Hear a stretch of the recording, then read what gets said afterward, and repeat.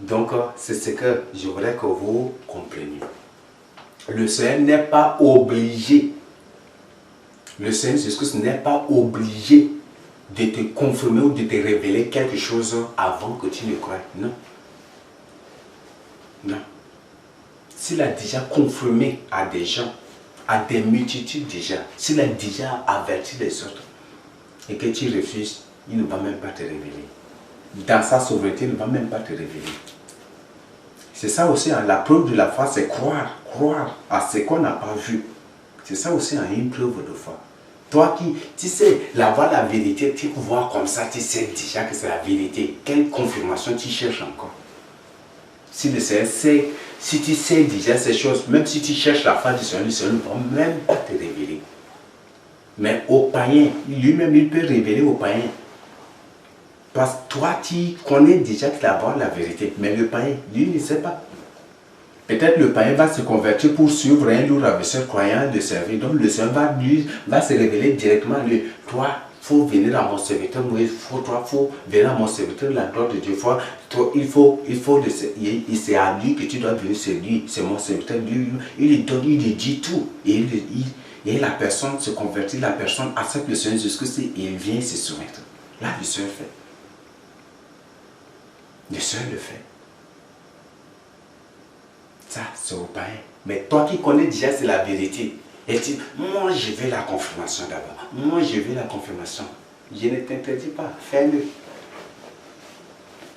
Mais pour vous, certains, je vous le dis, 1000 milliards d'années, déjà, c'est que même vous n'allez pas avoir la confirmation. Ça, c'est ce que je voudrais que vous compreniez. 1000 milliards d'années de gens, c'est que sans boire eau, sans manger, sans toucher à quoi que ce soit, le Seigneur ne va même pas vous exaucer.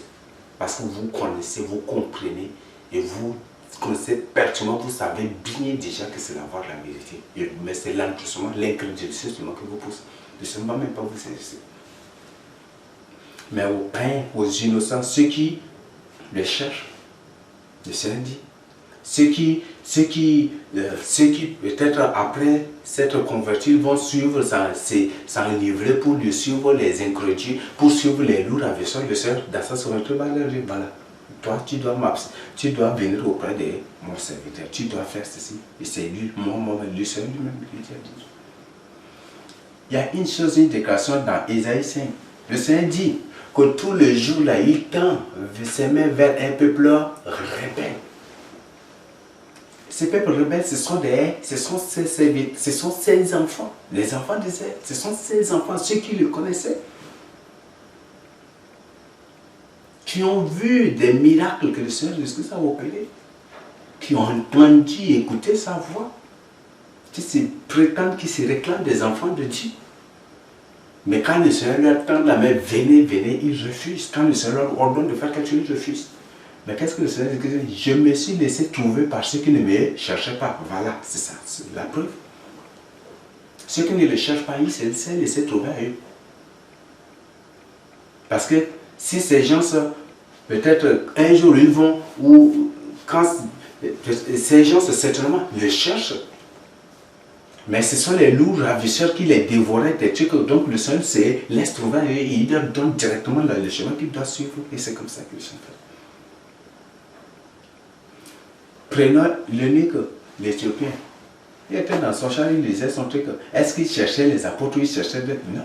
Il était là. Mais c'est le Seigneur lui-même qui a pris l'apôtre.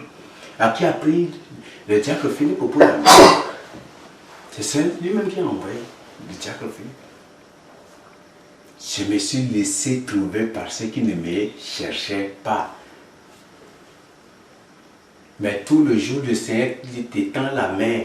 Obéis à ma voix, accepte le message de sainteté, accepte le message de sanctification, soumets-toi à ma parole, à mes ordres, à mes recommandations. Tu refuses, le Seigneur dit, j'étends tout le jour mes mains vers un peuple rebelle, c'est ce qu'il a dit. Lisez Isaïe 5 du verset 1 à 4 ou 5, vous allez découvrir ça. Vous allez découvrir cela. Donc c'est ce que je voudrais partager avec vous.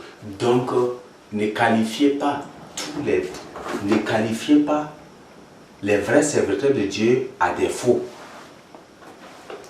Ne confondez pas les vrais serviteurs de Dieu avec les fous, avec les lourds ravisseurs. On reconnaît un vrai serviteur de Dieu par sa propre vie, par ses enseignements. Par ses enseignements. Tu ne peux pas cueillir des pois de terre à la place de l'arachide, ça c'est impossible. Ça c'est impossible. Tu ne peux pas semer des grains de carottes et pas après cueillir des ananas, ça c'est impossible. Tu ne peux pas, ça c'est impossible. Le néré, tu ne peux pas cueillir des nérés sur les qualités, ça n'existe pas. Tu ne peux pas cueillir des mangues sur un jujube ou sur des jujubes, ça n'existe pas. Tu ne peux pas cueillir des mangues sur des jujubes ou sur un jujube, jamais du tout. Même si ces jujubes sont 1000 milliards, aucun d'eux, ni leur union, ni leur alliance ne pourra fabriquer ou produire une mangue pour que tu cueilles et manger. Ça, jamais du tout. Leur nature, c'est leur nature. Leur espèce, c'est leur espèce. Et ce qu'ils sont là, c'est ce qu'ils leur produisent aussi. Donc, un vrai serviteur de Dieu, on le reconnaît par ses enseignements et par sa propre vie. C'est la vérité. Pour toi qui comprends déjà que c'est la vérité, même ces 1000 milliards de jours de je sais que le Seigneur ne va même pas le Seigneur ne va se présenter ni par des signes, ni par... Quand je lis l'histoire de Samuel, ça me fait parfois rire. Samuel savait bien la voix de Dieu, mais lui, il voulait à tout prix écouter lui-même la voix de Dieu. Il est parti jusqu'à pour se perdre chez les devins. Il a consulté Dieu, il savait bien c'est la voix de Dieu. Il voulait lui-même écouter la voix de Dieu, il a consulté Dieu. Le Seigneur ne s'est présenté ni par des signes, ne s'est manifesté ni par des signes, ni par des trafics, ni par quoi. Ça, voilà. Beaucoup de gens sont comme des Samuel comme ça. C'est terrible, tu vas tout faire. Le Seigneur ne va même pas se manifester à toi. Mais c'est ceux qui ne cherchent pas Dieu. Ceux-là qui sont des innocents et qui se laissent encadrer par des lourds ravisseurs. Ou ceux-là qui ont le désir de servir Dieu, ceux-là qui ont vraiment une certaine détermination une vraie détermination de servir Dieu, mais qui ne savent comment faire ceci. À ceux-là que le Seigneur leur révèle pour leur montrer le droit chemin et là où ils doivent venir. Mais toi qui connais déjà la voie de la vérité, tu vas tout faire, tu ne vas même pas avoir. Tu sais bien c'est la vérité. On te connaît serviteur, un vrai serviteur Dieu par ses enseignements, par ses... Tu as la Bible. Tu as la Bible. Toi-même tu médites, tu vois ce qui se présente. Ce qui est conforme, ce qui est la vérité là. Tu n'as pas besoin même de vérifier en écoutant, tu sais déjà que c'est la vérité. Si réellement c'est le même esprit, c'est le même Saint-Esprit qui est en toi là, quand on te dit la vérité là. Le même Saint-Esprit confirme déjà en toi, oui, ce qui mon serviteur dit c'est la vérité. Tu n'as pas besoin de gêner. Et tu refuses, ça c'est ta liberté en le chalet individuel. Mais ce que je t'invite, c'est que j'ai à te communiquer, comme le Seigneur Jésus m'a recommandé de vous adresser à travers ce thème, c'est de chercher le salut de votre sang. Ne suivez pas, ne courez pas derrière les lourds ravisseurs pour une vie d'ambiance. Aujourd'hui, les gens veulent rester dans un temple, sauter, toucher le plafond. Oui, ils se disent, c'est ça la manifestation du Saint-Esprit. Ça, le Seigneur Jésus ne se trouve pas. L'ambiance là, ne confondez pas la manifestation du Saint-Esprit avec l'ambiance, avec la manifestation des démons au milieu de vous. Ne confondez pas cela. Il y a la manifestation du Saint-Esprit, il y a aussi la manifestation des démons. Les démons sont c'est des grandes sources d'ambiance. Quand ils parviennent parmi vous, là, leurs manifestations peuvent même dépasser celles de l'Esprit Saint. Parce que cette terre leur appartient. Pour vous qui vivez dans le péché, quand il se manifeste dans votre vie, là, la manifestation du Saint-Esprit n'est rien encore. C'est ça, c'est que les démons font. Donc, sois sincère avec toi-même. La vie chrétienne n'est pas une vie d'ambiance. On ne suit pas le Seigneur Jésus-Christ pour l'ambiance. On ne suit pas le Seigneur Jésus-Christ pour plaisir ou pour s'auto-satisfaire. Non. On suit le Seigneur Jésus-Christ pour votre salut. Donc, on ne courez pas derrière ceux qui font des miracles, des prodiges beaux, qui font ceci. Il y a beaucoup de miracles qui ne sont rien que des miracles truqués, des choses orchestrées. La personne n'est pas morte, mais ils vont faire prise. Et la personne va se présenter comme une personne morte ou paralysée, une personne infirme ou boiteuse ou ceci, cela, ou malade ou ceci. La personne peut, et ils peuvent organiser, c'est une mise en scène, c'est ce qu'on appelle une mise en scène. Et ils vont venir déposer la personne, il fait semblant prier, et la personne se lève et puis vous voyez, voilà que c'est ça. Faites vraiment attention. Faites vraiment attention. Je vous le dis, faites vraiment attention. Il y a beaucoup de mises en scène.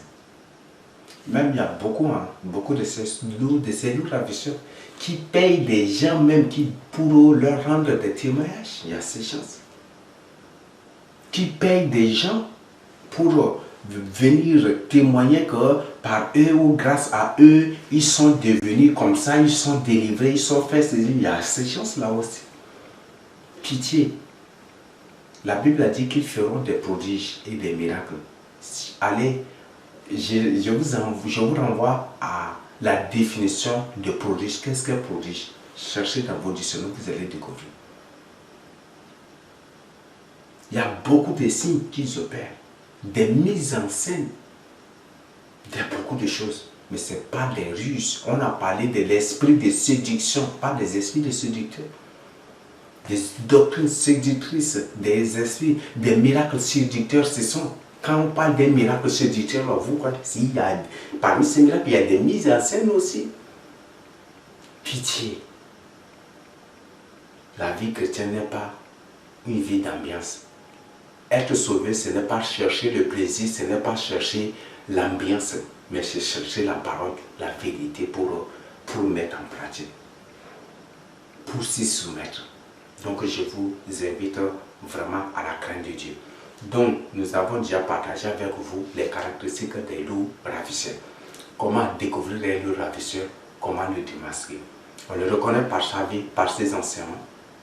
Ce sont des menteurs, ce sont des trompeurs, ce sont des séducteurs, ce sont des grands manipulateurs. Des grands manipulateurs, des gens qui tordent aussi les enseignements bibliques, le sens des versets bibliques pour se justifier, pour se défendre, pour faire ça. Ce sont des comploteurs, des gens qui pourraient rien t'apporter à la justice. Ils t'emprisonnent, pourraient rien, ils sont prêts à rien. Ce sont des gens qui excitent aussi les autorités, les innocents contre les vrais serviteurs de Dieu. Des calomniateurs, des diffamateurs. Ce sont des dénigreurs. Ce sont des gens qui n'ont pas peur. Qui n'ont pas peur de Dieu. Et comme ils n'ont pas peur de Dieu, ils n'ont point du tout peur des vrais serviteurs de Dieu. Il y a beaucoup de signes qu'on a partagés avec vous. Donc, et pour les découvrir, si malgré cela, vous n'avez pas, vous ne croyez pas en des vrais serviteurs de Dieu, en nous, ces vrais serviteurs de Dieu, je vous invite à lire, à appliquer dans votre vie ce que le Seigneur Jésus-Christ a dit à Jérémie dans Jérémie 33, le verset 3. Cherchez-moi et vous me trouverez. Invoquez-moi. Je crois qu'il y a Jérémie 29 aussi du verset 11 à 13. Lisez, je vous invite à lire cela. Cherchez-moi et vous me trouverez. Je me laisserai trouver par vous si vous me cherchez de tout votre cœur. Mais pour toi qui sais déjà que c'est la voie de la vérité, qui sais déjà que c'est la vérité et qui doute jusqu'à présent sur ça, sur cette voie, sur la vérité, qui doute toujours sur moi, qui doute toujours sur les vrais serviteurs de Dieu. Tu vas chercher Dieu, mais tu ne vas même pas le trouver. 1000 ans de jeûne, 3000 ans de jeûne, sec, liquide ou comment, tu ne pourras pas, tu ne vas même pas le trouver. Mais à ceux qui ne le cherchent pas là, qui lui va se manifester à eux pour les conduire à toi. Mais puis toi, le Seigneur aime beaucoup aussi aider les incrédules dans leur incrédulité pour les faire perdre. Le Seigneur aime beaucoup. Le Seigneur veut, le Seigneur même, parfois le Seigneur lui-même endurcit aussi des gens. Lui-même, il a endurci pour aider ces gens à se perdre. Mais je ne veux pas que tu sois victime de cela. Sinon, lui-même, il va t'endurcir. Il va t'endurcir comme il a endurci beaucoup de gens dans la Bible. Saül, Pharaon, beaucoup dans la Bible, même d'autres rois dans la Bible. C'est le Seigneur lui-même qui les a endurcis. Qui a endurci même les enfants d'Israël, c'est le Seigneur lui-même qui les a endurcis pour leur perdre. Je ne veux pas que tu sois cela. Si les enfants d'Israël n'ont pas échappé, ne dis pas que moi, au temps de la grâce, je vais échapper. Et attention, le Seigneur Jésus-Christ. Lis bien le livre de Romains. Si toi qui étais un arbre, une branche morte, le Seigneur t'a soudé. Et il a arraché la vraie branche pour te faire souder. Crois-tu que tu vas, il n'a pas le pouvoir. Je t'invite, je crois que c'est Romains 5, 6, je t'invite à lire cela. Toi qui étais un arbre mort, pourri, qui n'attend que rien que le feu. Le Seigneur a arraché la vraie branche pour te faire hanter. Tu crois qu'il ne peut pas t'arracher pour te remplacer avec d'autres? Fais vraiment attention. Si les enfants d'Israël ne sont pas épargnés, ne dis pas que tu vas être épargné. Nous sommes au temps de la grâce, mais le Seigneur punit au temps de la grâce. Le Seigneur frappe au temps de la grâce. Le Seigneur endurcit aussi au temps de la grâce. Le Seigneur brise aussi au temps de la grâce. Au temps de la grâce, combien de gens sont partis en enfer? Combien de gens le Seigneur a exterminé, a tué publiquement? Attention. Donc, si tu t'endurcis, c'est que les enfants d'Israël subissent, c'est que les enfants d'Israël ont subi, et ce qu'ils sont en train de subir, c'est ça là que tu vas subir. Et c'est pour ta vie éternelle. Je ne te souhaite pas, mais c'est selon l'état de ton cœur, et selon ta décision, ta détermination que je te parle. Donc là, je veux que tu entendes toi-même. Ne t'endurcis pas. Ne t'endurcis pas. Il ne faut pas pousser Dieu à te dire que moi, tout le jour, je tends mes mains vers un peuple, vers une personne rebelle et incrédule. Et il ne faut pas que le Seigneur dise ça sur toi. Parce que toute parole de Dieu demeure la même pour les Juifs, tout comme pour les chrétiens. Là, c'est ce que je veux que tu comprennes. Si tu crois que tu seras épargné, ça, c'est ta philosophie à toi. Mais toutes choses ont compte. C'est la fin. La fin d'une chose vaut mieux que son commencement. On verra. C'est ta fin là. Tu vas prouver que vraiment tu as vraiment raison. Donc, reviens à toi-même. Accepte la parole du Seigneur. Mais si tu refuses, comme moi aussi je suis serviteur de Dieu, Dieu m'a révélé aussi, Dieu m'a montré ceci, Dieu m'a aidé. Tu refuses par tes raisonnements, par tes connaissances intellectuelles, par tes philosophies, ça c'est ta liberté à toi. Ta liberté à toi. Le Seigneur lui-même va t'endurcir pour te détruire. Le Seigneur lui-même va t'endurcir pour te gagner. La parole de Dieu t'est déjà adressée. Je me repose tout le jour et je voudrais que toi-même tu te laisses perméable à cette parole pour que cette parole te pénètre et entre en toi pour te transformer, pour te renouveler, pour faire de toi un homme nouveau, un homme né de nouveau, un homme spirituel qui ne réagit pas, qui ne tient point du tout ni des langages, ni des propos, ni des raisonnements intellectuels et charnels, mais qui tient plutôt un raisonnement spirituel. C'est Dieu qui m'a parlé, je m'obéis et que Dieu, et tout en disant Dieu pardonne mon passé, pardonne mon intelligence, pardonne, et c'est ce que l'homme spirituel fait. Donc c'est ce que je voudrais que vous compreniez, c'est ce que le Seigneur Jésus-Christ a nous communiqué pour que nous mettions en pratique. Donc les loups ravisseurs, à travers cela, vous connaissez qui sont déjà les loups ravisseurs. Vous connaissez déjà aussi qui sont ceux-là, qui sont des vrais serviteurs de Dieu, qui sont ceux-là qui sont les vrais amis de Dieu, les vrais témoins du Seigneur. Vous connaissez déjà les choses de la fin du temps. Donc, je crois que la parole de Dieu est limpide, véridique, véritable, réelle, sainte, parfaite. C'est cette parole divine. Je ne sais quel interprète le Seigneur a passé par moi pour vous interpeller, pour m'interpeller aussi. Et soumettons-nous à la croix de Jésus jusqu'au pour notre salut. Recevez cet enseignement ainsi au nom du Seigneur Jésus-Christ. Et que le Seigneur Jésus-Christ vous aide à mettre en pratique. N'oubliez pas de partager avec les autres. Après avoir tout suivi cela, mettez ces enseignements, toute la série, l'intégralité de l'enseignement, de la première partie jusqu'au dernier, jusqu'à la dernière pour avertir, pour évangéliser les autres. C'est aussi une forme d'évangélisation et que vous obéissez à cela. Et surtout, n'oubliez pas de vous abonner aussi à notre page YouTube Moïse Batman que nous allons vous présenter là. Et n'oubliez pas aussi de consulter le site. Il y a beaucoup de choses que nous avons révélées qu'on a mis à votre disposition. Vous pouvez aussi entrer dans le site pour télécharger. Il y a l'adresse mail aussi. Il y a notre mail que nous allons vous présenter. S'il y a des questions, des choses, vous pouvez nous adresser aussi. S'il y a des questions, n'hésitez pas de nous les envoyer. Nous sommes prêts à vous répondre. Donc tel est ce que j'ai à ajouter. Que le Seigneur nous aide dans notre marche, dans notre intimité avec nous. Mais surtout, soyons obéissants, soyons dociles au Seigneur Jésus-Christ pour notre salut et pour notre épanouissement avec lui au nom du Seigneur Jésus-Christ. Amen. Père, bénis ta parole, sanctifie ta parole, grave cette parole dans le cœur de tes enfants. Accorde ta grâce de mettre en pratique et de partager avec les autres. Mon Dieu Tout-Puissant, soumets tes enfants à ta volonté et qu'ils ne fassent rien que ta volonté, à toi seul pour ta gloire. Merci Seigneur Jésus, tu nous as déjà présenté ta parole. Tu n'es maintenant, mon Dieu, il n'y a plus et personne ne pourra t'accuser de quoi que ce soit, car tu nous as déjà avertis et tu nous as tout communiqué déjà. Mon Dieu, fais de nous un peuple humble, un peuple soumis, un peuple docile à ta parole. Ne permets pas du tout, Père, mon Dieu, que ceux qui suivent cet enseignement ne leur permettent pas du tout de réduire leur cœur, ne permet pas du tout de réduire leur cou, ne permet pas du tout qu'ils continuent à être rebelles et désobéissants de Dieu à ton égard, mais permet qu'ils soient, mon Dieu, qu'ils soient perméables, qu'ils soient ouverts à ta parole pour la mettre en pratique et pour se soumettre à toi et pour faire ce que Dieu leur a recommandé.